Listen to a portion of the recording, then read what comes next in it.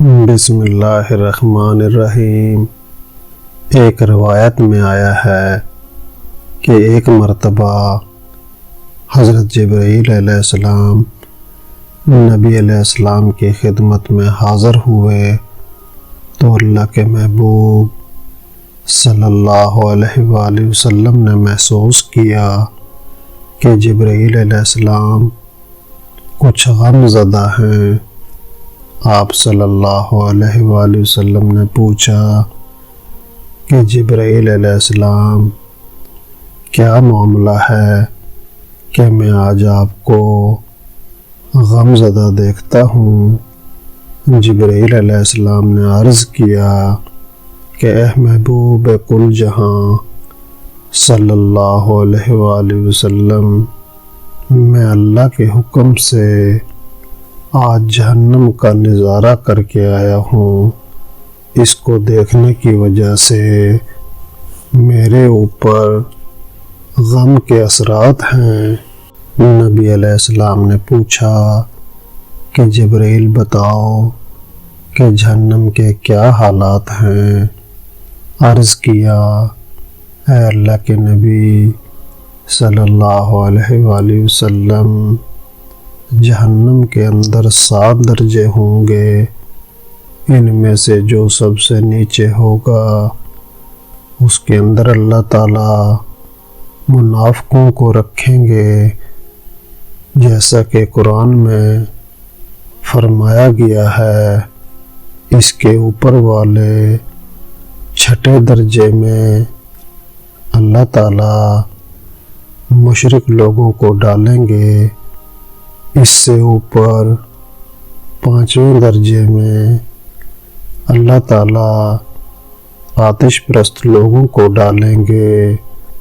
اس کے اوپر 3 درجے میں یہودیوں کو ڈالیں گے، 2 درجے میں عیسائیوں کو ڈالیں گے۔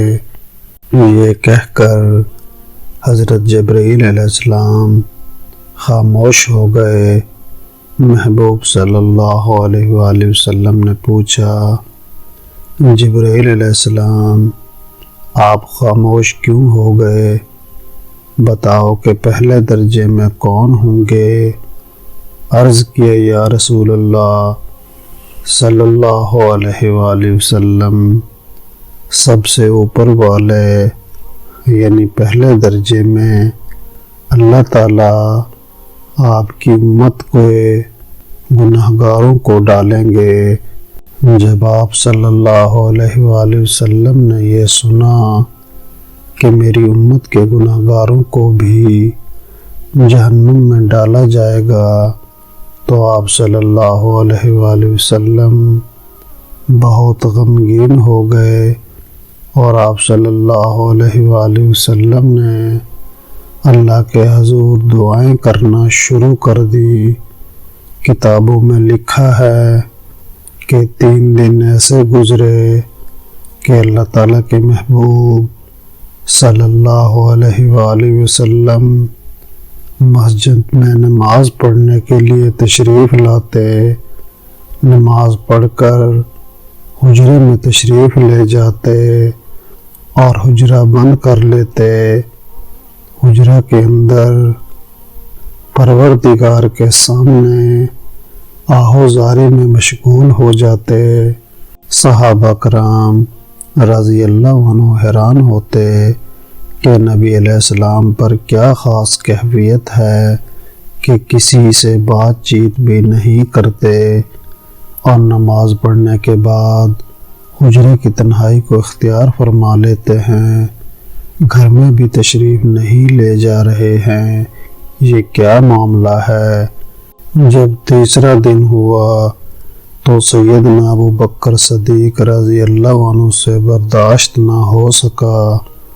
وہ آپ صلی اللہ علیہ وآلہ وسلم کے حجرہ میں تشریف لے گئے اور دروازہ پر دستک دی اور کہا السلام علیکم، لبیک یا رسول اللہ صلی اللہ علیہ وآلہ وسلم، یعنی اللہ کے محبوب صلی اللہ علیہ وآلہ وسلم میں حاضر ہوں، لیکن اندر سے کوئی جواب نہ ملا تو حضرت ابو بکر صدیق رضی اللہ عنہ واپس چلے گئے اور انہوں نے روتے ہوئے جا کر عمر بن خطاب رضی اللہ عنہ سے کہا، عمر، نبی علیہ السلام نے اس وقت میرے سلام کا جواب عطا نہیں فرمایا، لہٰذا آپ جائیں، ممکن ہے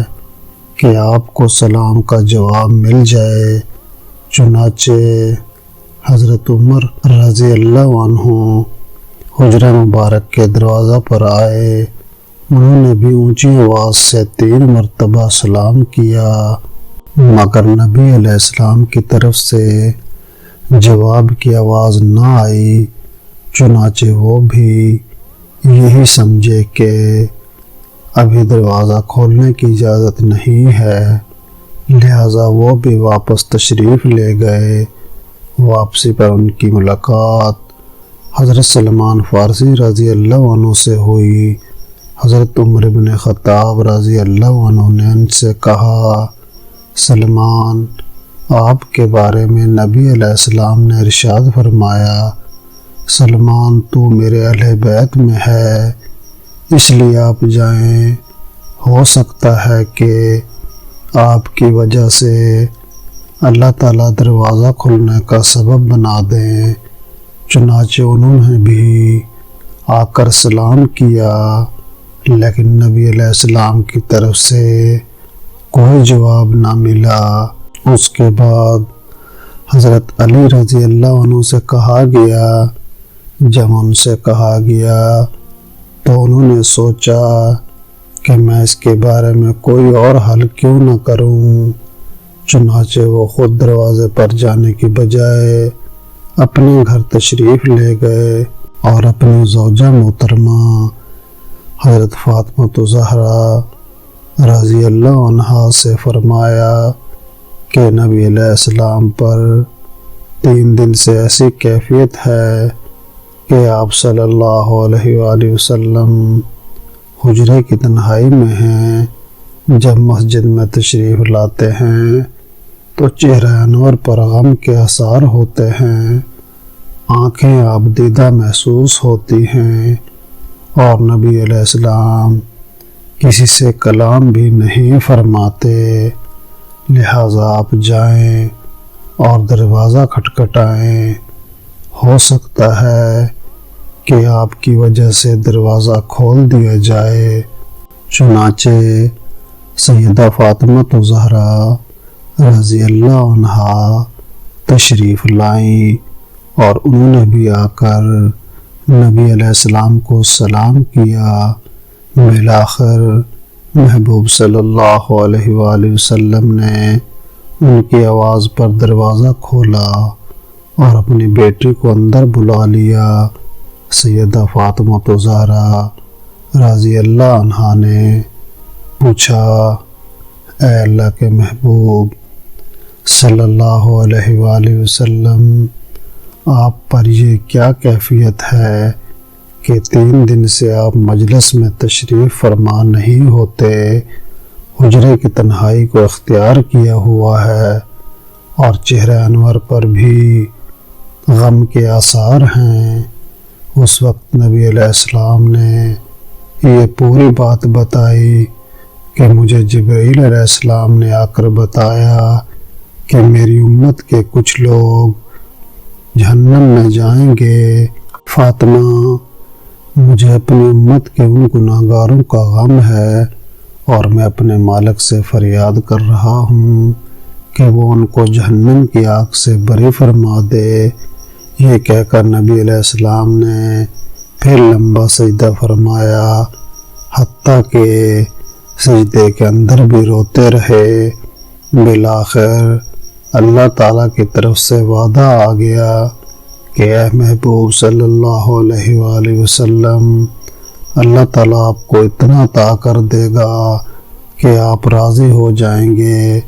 چنانچہ نبی علیہ السلام نے ارشاد فرمایا کہ اللہ تعالیٰ نے مجھ سے وعدہ کر لیا ہے، لہٰذا وہ قیامت کے دن مجھے راضی کرے گا، اور میں اس وقت تک راضی نہیں ہوں گا جب تک میرا آخری امتی بھی جنت میں نہیں چلا جائے گا۔